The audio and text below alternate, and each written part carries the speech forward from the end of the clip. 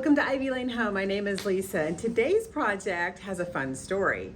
So I like to go to estate sales. I know some people don't like to go to estate sales. They think they're overpriced, but I went on the last day to an estate sale and I found this hand-redone dresser. They had it listed for $695. I knew that was way too much. And so I put a bid on it. And so what you can do, go up to the cash register, take a little card, say I want to make a bid on something. So I bid $150. I could have bid $125 or whatever, but I just felt that was fair. And so I got a call a few hours later that I won the bid. I think it's a really good buy.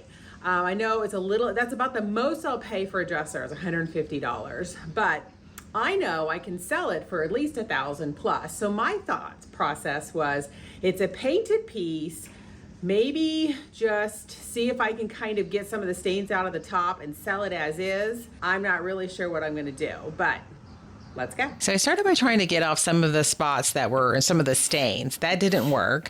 So I started with a carbide scraper. You can see that didn't work very good. It's a really thick painted finish. So I'm going to tape off the top and I'm just going to strip it. So I'm using Smart Strip. This is by Dumont. It's their citrus stripper, and they have a Smart Strip. They have a couple different varieties, but this is the one I can get locally. I found this at my local Sherwin Williams. So I picked this one up. They also have these laminating sheets that you can use. So once I had everything covered, you can put these down and it'll help the stripper to not dry out. And so since this was such a thick finish, I had two left. So I thought, okay, I'm just going to try it on here.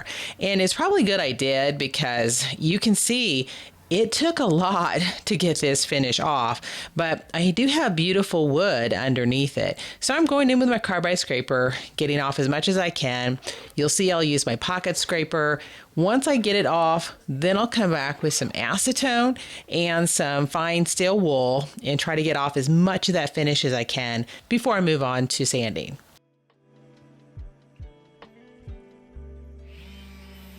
For the sanding, I'm using my Festool sander. This is a 80 grit, so I'll go over this, and then because I'll have most of the finish off at that point, I'm going to follow it up with 120 grit, and then I'll move up to 180 grit, and then I'll just kind of pause and see how I'm going to finish it out.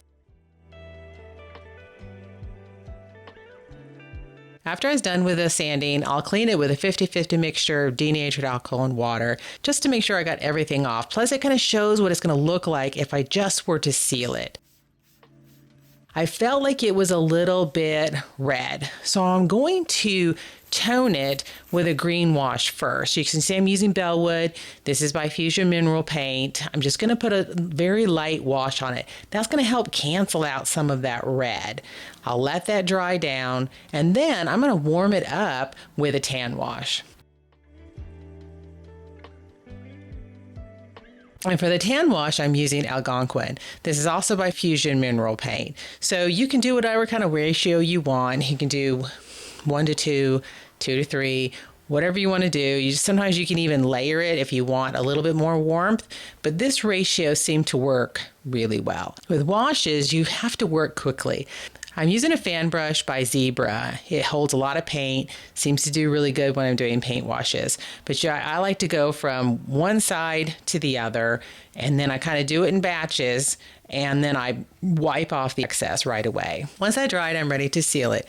I'm using a matte polyurethane. This is by Behr. I'm just spraying on a couple coats. Then I'll assess the whole piece together and see what I think.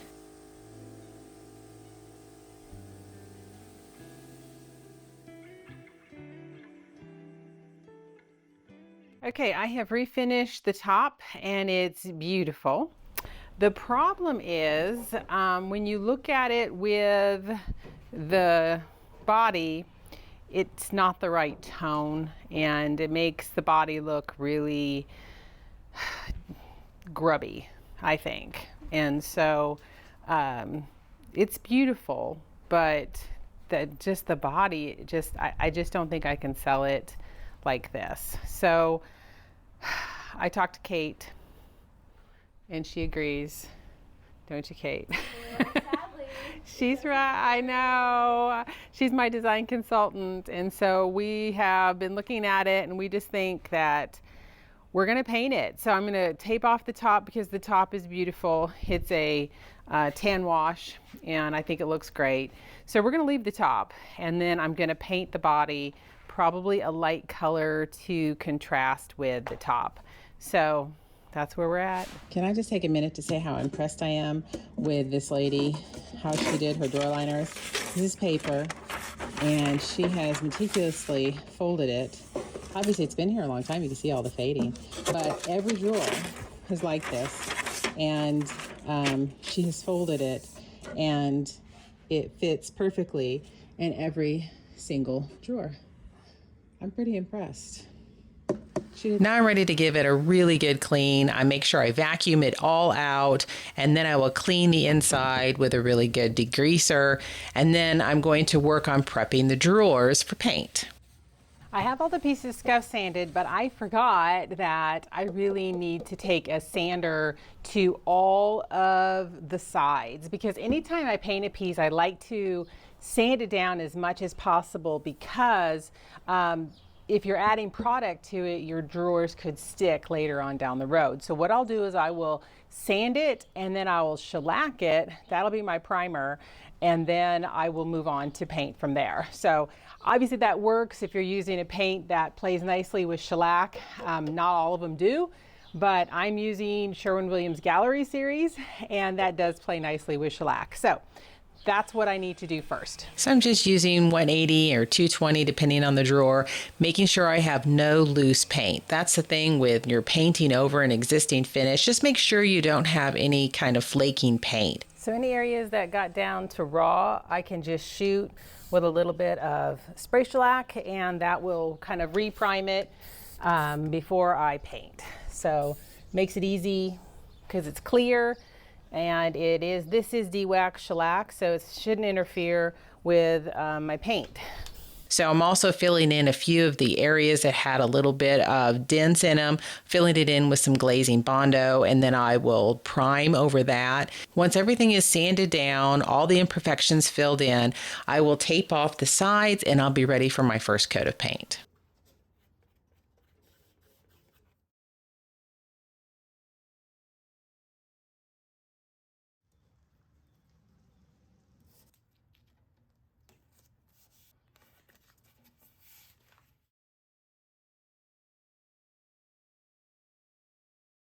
So I got to the top drawer, and it was sticking when I, picked it up, but it's really tight. I have to pull it from the bottom, and you can see you can hear it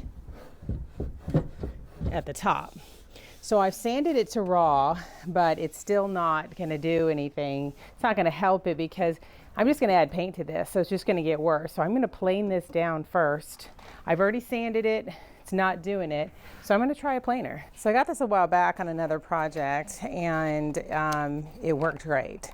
So this is a mini planer, and what this will do is it'll just take off a little bit of the wood. It would take me forever to do this if I was just going to sand it. So this will just take off a little bit more at a time. There we go. See how it just takes it off super easy. And because this one's small, it's great for drawers.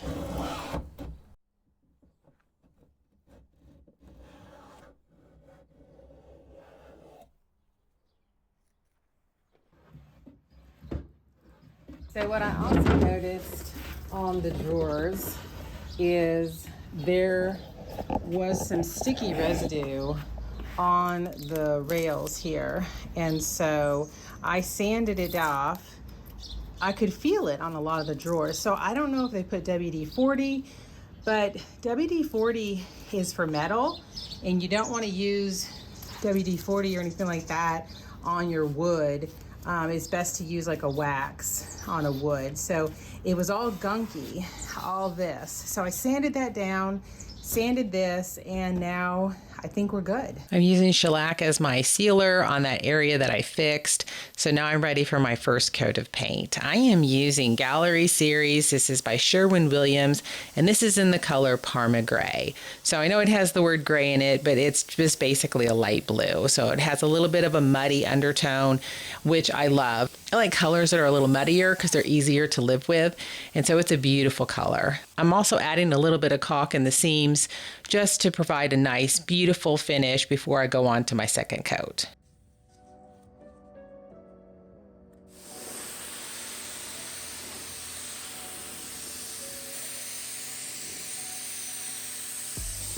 For the hardware, I like to soak it in boiled water with a little bit of vinegar and baking soda. After that sets for several hours or overnight, then I'll come back with some Barkeeper's Friend and like either some 2/0 steel wool or a wire brush to get it polished up.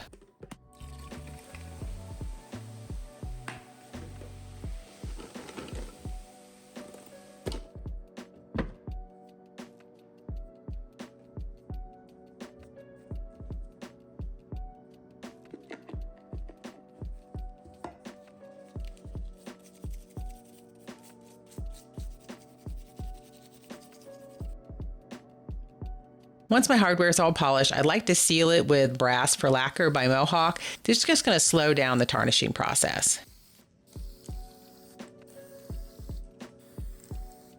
After scuff sanding and dusting it back off, I will do a second coat.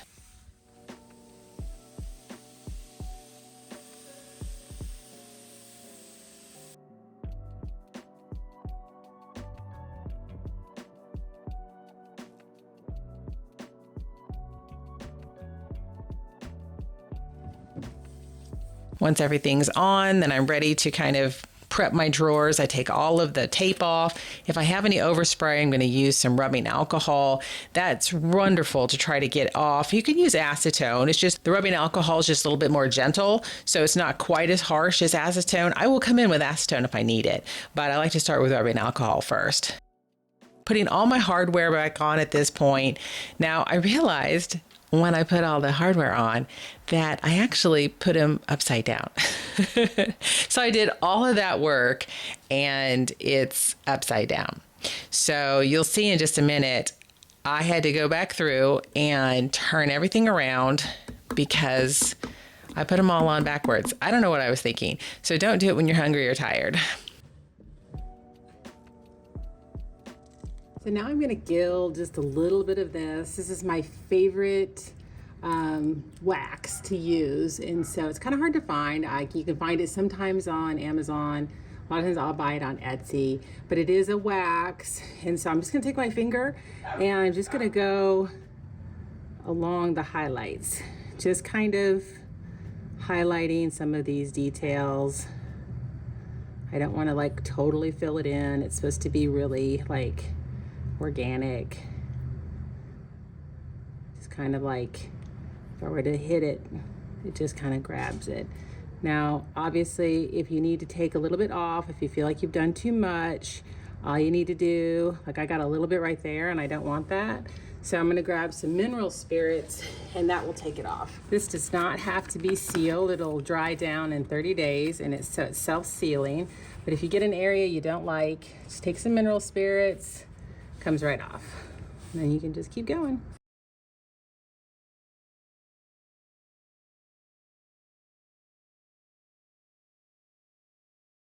Okay, the last step is the drawers. So I'm gonna clean those out.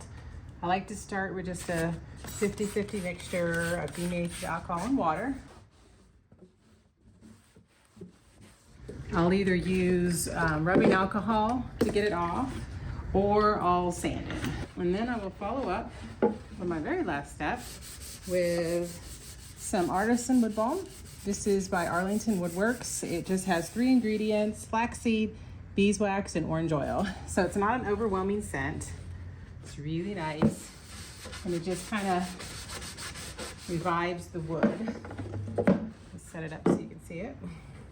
Well, let's look back at the before. This was a beautiful piece. Initially, obviously some nicks and some dings. It had had some wear, but man, the bones were so amazing. Henredon is one of my favorite brands to work on because it's just such a solid piece of furniture.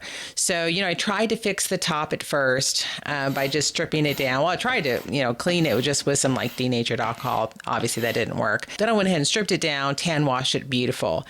But of course, it made the body look terrible. So painting it out took a little bit of work. But after all of that work, here is the finished product. What do you think? It's beautiful, isn't it? I love the top. I think the top turned out great.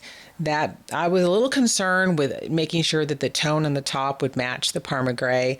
But once I got it all kind of done, the tone is beautiful. This blue, I think because it has that gray undertone, it just tones down. That's not like a baby blue. It's more of an adult blue, And the top, I love that we did the green wash first, followed by the tan wash. I think it provided a beautiful tone, but man, it's a light blue, but like I said, it's more of a grown-up blue. And so just a little bit of gilding.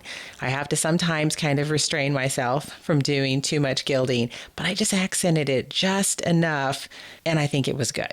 I could have done more, but I think it's enough.